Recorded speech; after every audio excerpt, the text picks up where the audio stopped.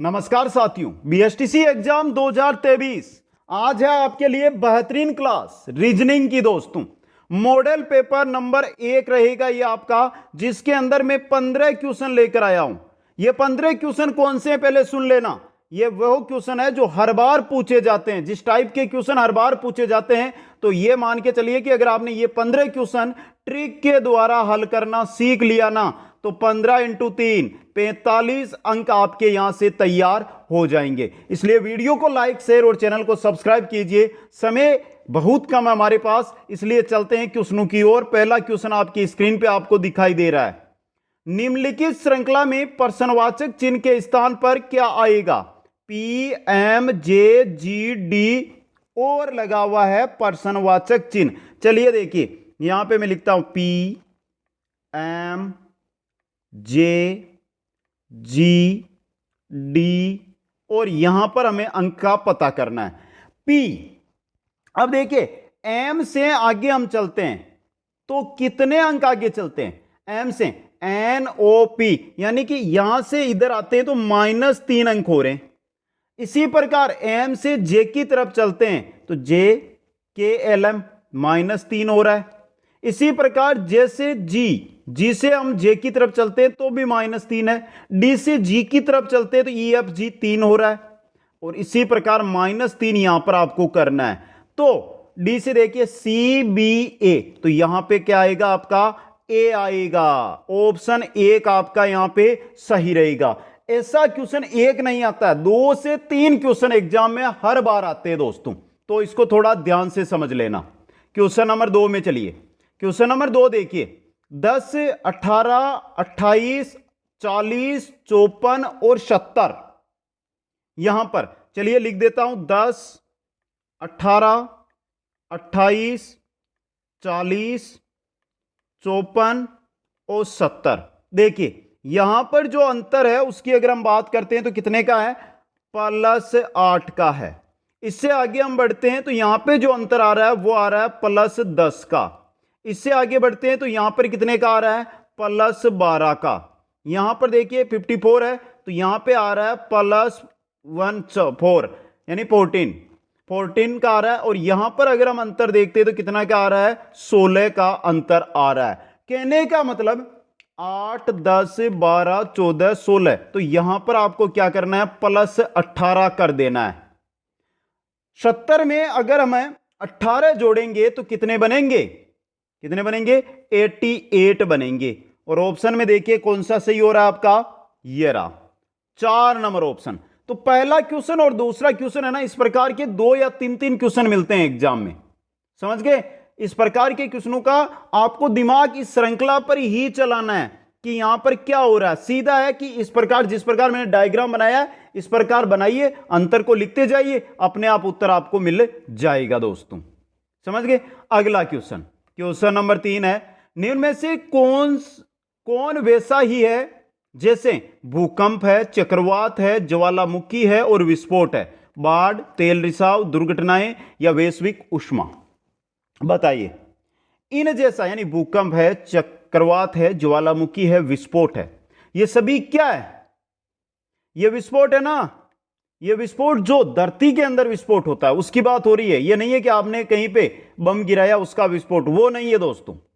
भूकंप, चक्रवात, ज्वालामुखी, विस्फोट ये सब प्रकृति है। इनमें से देखिए तेल रिसाव प्रकृति नहीं करती, दुर्घटनाएं प्रकृति नहीं करती, वैश्विक उष्मा प्राकृतिक नहीं, लेकिन बाढ़ तो प्राकृतिक है ना, प्राकृतिक है ये तो ऑप्शन 1 सही रहेगा। इसी प्रकार के भी क्वेश्चन बहुत सारे आते हैं दोस्तों। क्वेश्चन नंबर चलिए 4 के अंदर, जब समूह में केवल 2 ही अक्षर हो, समूह के अंदर, समूह दिया गया नीचे आपको, 2 ही अक्षर हो तो अक्षरों का वर्गीकरण दोनों अक्षरों के बीच के अंतर के आधार पर किया जाता है।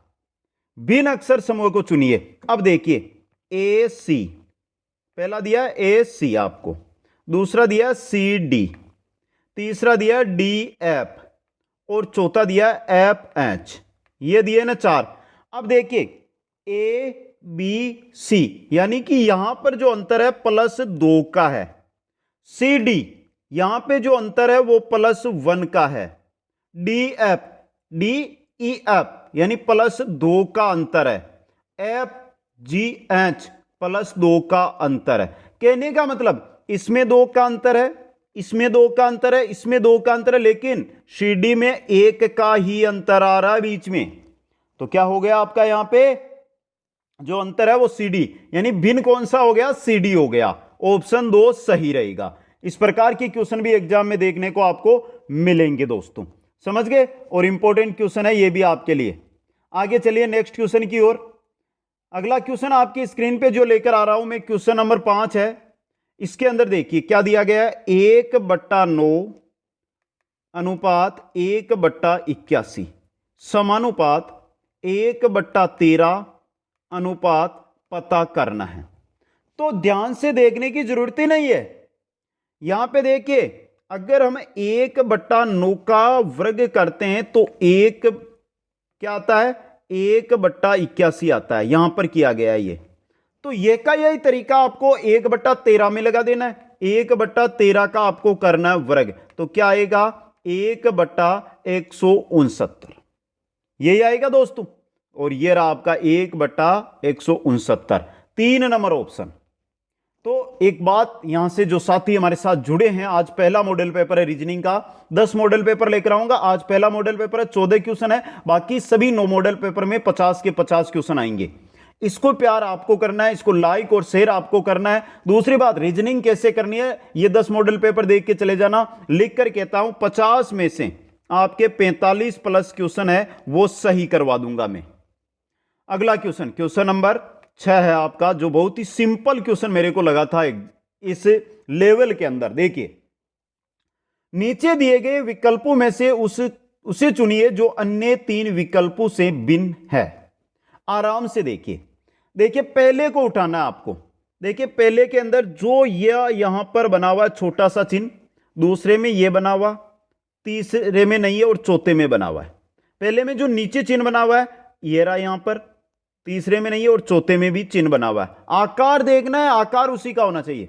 2 ये आडी रेखाएं हैं, यहां पर देखिए ये 2 रेखाएं खड़ी हो गई और चौथे में देखिए 2 रेखाएं फिर आडी हो गई, समझे आप? लेकिन जो तीसरा है उसको थोड़ा गौर से देखिए। रेखाएं तो आपकी है, लेकिन जो ये चिन्ह है ना आपका, ये चिन्ह, ये चिन्ह, ये चिन्ह या ये नीचे वाला चिन्ह, ये चिन्ह आपको देखिए यहां पे बहुत बड़ा आकार में मिल रहा है। दूसरी बात, ये जो आपका वर्ग है उस पर नहीं बना हुआ है, रेखाओं पर बना हुआ है। तो ये अगर यहां पर होता ना तो समान हो जाता हमारा, लेकिन ये तो यहां पर बना दिया, तो ये अपने आप ही क्या हो गया? अलग हो गया दोस्तों। यही तरीका है दोस्तों, समझ गए? तो अर्धगोले जो बने हुए हैं वो वर्त पर बने हुए हैं 3 में तो, और 1 में रेखाओं पर अर्धगोला बना हुआ है। मैंने देसी भाषा में पहले समझा दिया, अब आपकी भाषा में समझा दिया। और 3 नंबर ऑप्शन है जो आपका यहां पे सही हो गया दोस्तों। आगे चलिए क्वेश्चन नंबर 7। इस प्रकार के पहले बोल देता हूं 3 क्वेश्चन एग्जाम के अंदर आएंगे आपके। महेश की आयु 60 वर्ष है। महेश की आयु कितनी है? 60 वर्ष। राम महेश से 5 वर्ष छोटा है, तो राम की आयु कितनी हो गई? 55 वर्ष। कितनी हो गई? 55 वर्ष राम की आयु हो गई। और राजू से 4 वर्ष बड़ा है। राजू से, राम है जो महेश से तो 5 वर्ष छोटा है, लेकिन राजू से 4 वर्ष छोटा है। तो राजू की अगर हम यहां पे बात करते हैं, राजू से राम 4 वर्ष बड़ा है। राजू से राम, ये राम है ना, ये 4 वर्ष बड़ा है, यानी 51 वर्ष का हो गया राजू आपका। आगे चलिए, राजू का सबसे छोटा भाई बाबू है। सबसे छोटा भाई का नाम क्या है? बाबू। ये बाबू हो गया। अब देखिए बाबू की बात करें, वह उससे 6 वर्ष छोटा है। किससे? राजू से 6 वर्ष छोटा है बाबू। तो राजू कितने का है? 51 का। तो बाबू कितने का हो गया? 45 वर्ष का हो गया। अब देखिए महेश और बाबू की आयु में कितना अंतर है। ये महेश आपका और ये आपका बाबू। कितने का अंतर आया? 45 और 60, 15 वर्ष का अंतर यहां पर आया दोस्तों। तो यह रहा आपका 3 नंबर ऑप्शन है जो यहां पे सही रहेगा। तो यह नहीं है कि रीजनिंग हार्ड होती है, रीजनिंग में बस दिमाग लगाना होता है। अगर आपने दिमाग लगा लिया तो रीजनिंग बहुत ही सिंपल सा, सरल सा विषय में मानता हूं दोस्तों। आगे चलिए, अगला क्वेश्चन है ना, थोड़ा डीपली क्वेश्चन लिया गया क्योंकि एक दो क्वेश्चन आपको हार्ड भी करवाने थे। देखिए, कातिर गणेश से बड़ा है। कातिर किससे है? ये आपका कातिर, ये बड़ा किससे है? गणेश से। कातिर गणेश से बड़ा है। गणेश अपारू से बड़ा है। गणेश है आपका जो किससे बड़ा है? अपारू से। ये हो गया बड़ा गणेश अपारू से। अपारू राजू से छोटा है। अपारू है ना, अपारू, ये किससे छोटा है? राजू से। तो यहां पे देखिए नया बना लेते हैं, इसको छोड़िए। अपारू, अपारू से बड़ा है राजू। यहां पे राजू लिख देता हूं मैं, ये राजू अपारू से बड़ा है राजू। चौथा क्या दिया है? राजू गणेश से छोटा है। जो ये राजू है ना, राजू आपका, ये गणेश से क्या है? छोटा है। गणेश से छोटा है राजू। समझे आप? यहां पे सबसे छोटा कौन है? अब समझिए इसको आराम से। पहले क्या कहा गया कि कातिर गणेश से बड़ा है। गणेश अपारू से बड़ा है, यानी अपारू से गणेश बड़ा हो गया। अपारू है जो राजू से छोटा है। अपारू है जो राजू से तो छोटा है, लेकिन गणेश से भी राजू छोटा है। गणेश जो राजू है आपका, वो यहां पे आ गया। यहां पे आएगा ना, कैसे कि अपारू से तो राजू बड़ा है, लेकिन गणेश से राजू क्या है? छोटा है। गणेश से क्या है? राजू छोटा है। देखिए राजू गणेश से छोटा है, तो राजू यहां पर आ गया। आ गया ना राजू बीच में के अंदर। अब देखिए सबसे छोटा कौन हो गया? अपारू। कौन हो गया? अपारू सबसे छोटा हो गया। और ये रहा 4 नंबर ऑप्शन आपका। ऑप्शन 4 है जो सही रहेगा। आगे चलिए, क्वेश्चन नंबर आ रहा आपका, क्वेश्चन नंबर 9।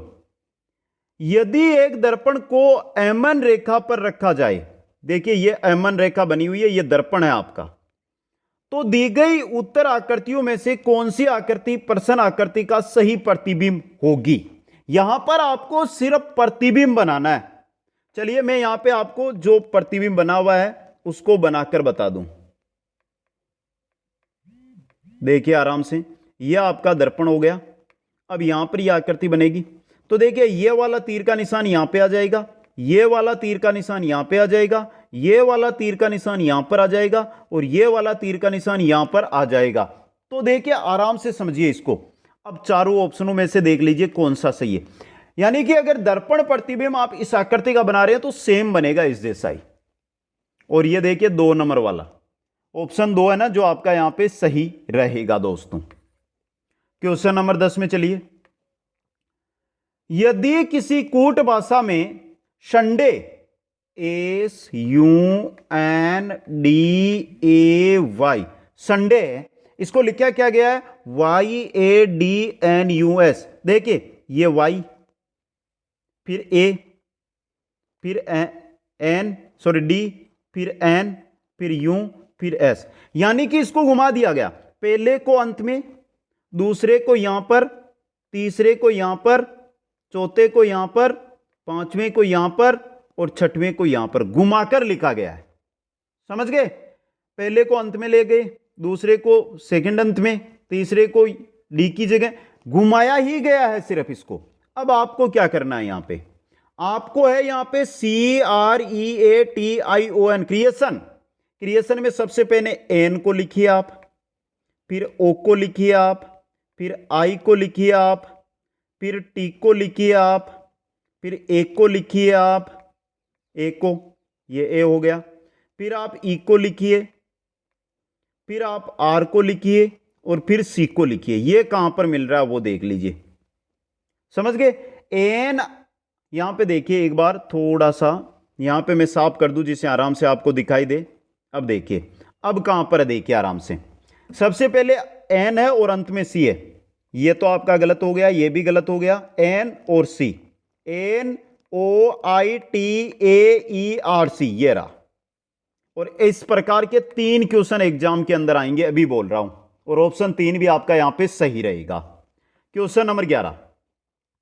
किसी कूट भाषा में यदि सवेत का अर्थ काला है, समझ लेना यहां पे, सवेत यानी काला, सवेत का रंग है, सवेत को काला बोला जाता है, काला को पीला, काला है उसको क्या बोला जाता है? पीला। पीला को नीला, पीला का अर्थ क्या है? पीला का है नीला। आगे देखिए, नीला का लाल, नीला का लाल, और लाल का अर्थ है हरा, लाल का होगा हरा। तो उस भाषा में रुधिर का रंग क्या होगा? रुधिर कैसा होता है? रुधिर कैसा होता है? लाल होता है। और लाल को क्या बोला गया है? हरा बोला गया। कुछ मतलब नहीं निकला, इतना बड़ा क्वेश्चन दिया और मात्र 1 सेकंड का उत्तर था। लाल का रंग, लाल का अर्थ क्या होगा यहां पे? हरा। तो ये देखिए, ये 4 नंबर ऑप्शन है जो आपका यहां पे सही रहेगा। आ गया समझ में? आगे बढ़िए क्वेश्चन नंबर 12 की ओर। अंग्रेजी वर्णमाला में अक्षर पी के ठीक बाईं ओर कौन सा अक्षर होगा? देखिए यहां पे आपको पूछा गया, देखिए मैं आगे लिख देता हूं यहां पे KLMNOPQRS। अब जब बाईं तरफ की ओर का बोला जाए ना, बाईं की ओर, तो आपको यहां पर चलना है। दाईं ओर बोला जाए तो इस तरफ चलना है। तो हमें पी के ठीक बाईं, यानी ये आपका पी है, इसके ठीक बाईं इस ओर मुड़ना है बाईं तरफ। तो यहां पे देखिए ये आएगा आपका, और ये क्या है आपका? ओ है। मतलब ऑप्शन 3 है जो सही रहेगा। Simple question. आगे बढ़िए, क्वेश्चन नंबर आ रहा है 13। इस प्रकार के 2 या 3 क्वेश्चन आते हैं हर बार, 2 या 3 क्वेश्चन एग्जाम में आते हैं हर बार। A बराबर 1, CAP बराबर 20, तो HEN का मतलब क्या होगा? चलिए देखते हैं।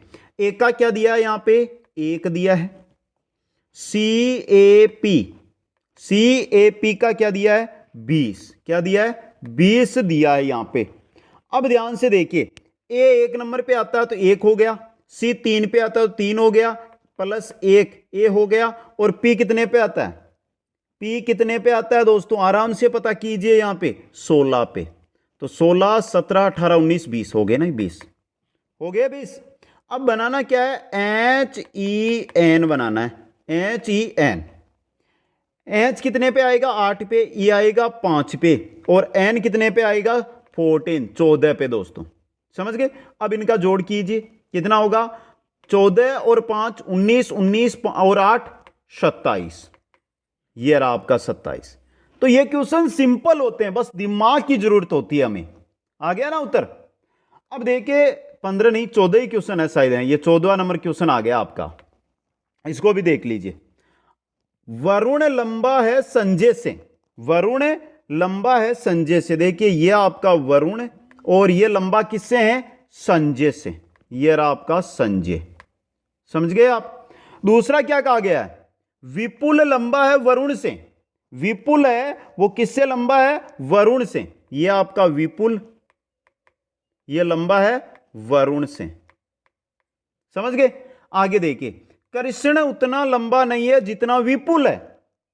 कृष्ण उतना लंबा नहीं है जितना विपुल है, किंतु वरुण से लंबा है, यानी कि इससे तो बड़ा है, लेकिन वरुण से तो बड़ा है, लेकिन क्या कहा गया है?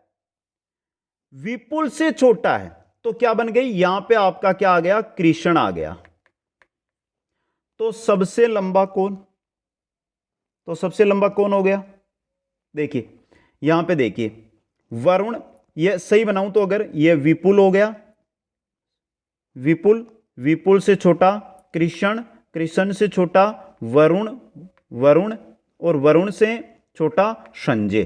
तो सबसे लंबा कौन हो गया? विपुल हो गया। और ये रहा आपका विपुल, ऑप्शन 2 के अंदर।